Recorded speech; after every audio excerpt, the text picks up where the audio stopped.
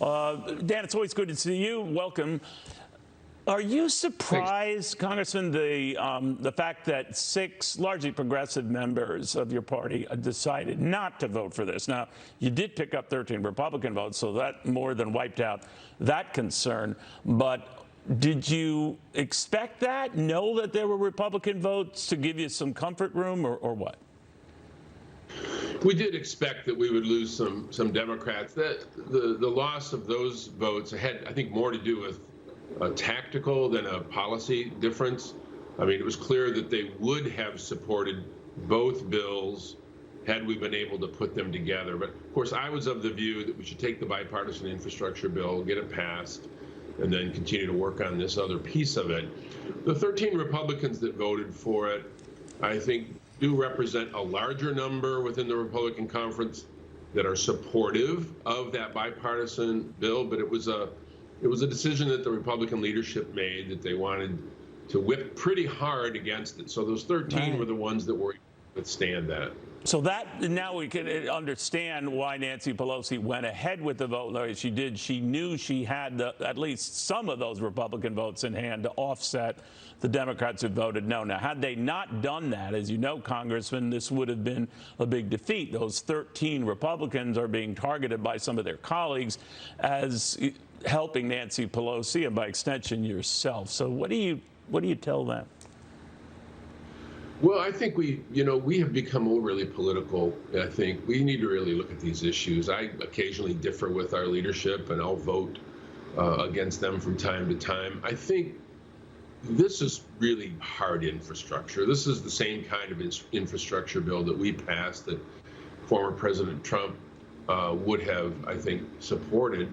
He certainly made the effort to get infrastructure on the agenda. We were able to get this one across the line. We do have big differences, but we should all be able to agree that we need to get lead service lines out of the ground and have clean drinking water. That's partly what the infrastructure bill does. Highways are not partisan. Drinking water systems are not partisan.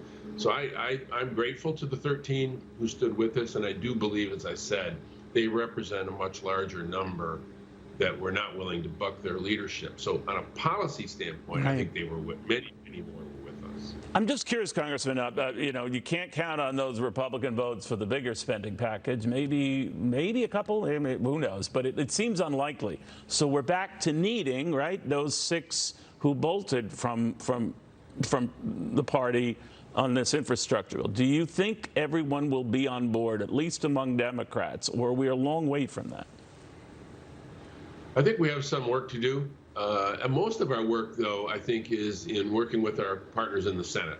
Obviously, with Senator Manchin and Senator Sinema, they constitute the 2 votes that gets us to the 50 plus 1 in the Senate that we need. So what I've been counseling my friends in the House to do is, let's understand that even if a person is a progressive, that the root word of progressive is progress. We never completely finish. We continue to make progress toward where we need to go. And I would encourage my colleagues to think of the next step as being a step in the right direction, but not necessarily the completion of the whole trip. You know, I know a lot is referred, Congressman, to these Nobel-winning economists who don't think this is going to be inflationary. Now, I talk to economists of all stripes, and they think it will be inflationary. A lot of Wall Street types think it's going to be inflationary, that it can't help not to be inflationary.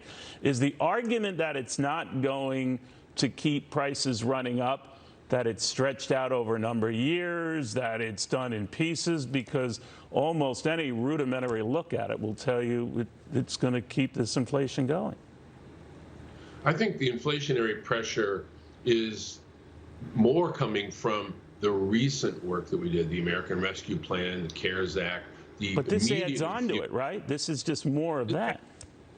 It does add on to it, but it does so in a way that is over time. And I think this is another piece of it.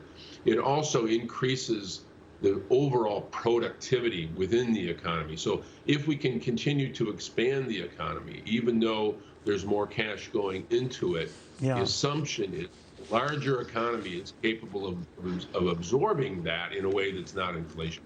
No, that would be a first for the government, right? We've never seen that before, but I guess hope springs eternal, right? There's a lot of firsts that we've experienced in the last few Okay. years. I hear you. All right, Dan Kildee, thank you very, very much. House Ways and Means Committee, powerful Democratic leader in